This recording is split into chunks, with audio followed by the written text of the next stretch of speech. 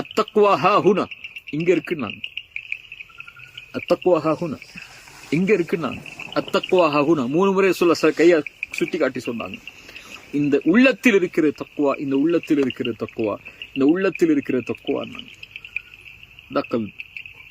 இப்போ இந்த கல்பதான், இந்த சுத்தமான கல்பதான் அல்லாஹ்விடத்துல கேட்கணும்.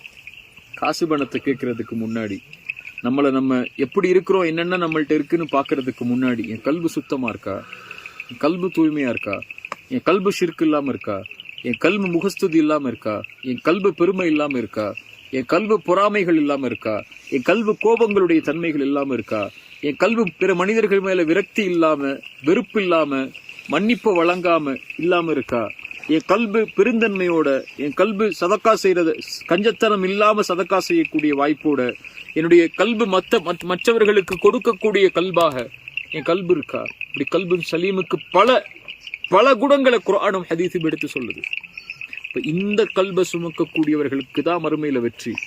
இந்த கல்பை சுமக்கக்கூடியவங்களுக்கு தான் நாளைக்கு மஹ்ஷர் அல்லாஹ்வுடைய வெற்றி. இந்த கல்பை சுமக்கக்கூடியவங்க தான் நாளைக்கு மறுமையில அல்லாஹ்வை பார்க்க போறாங்க.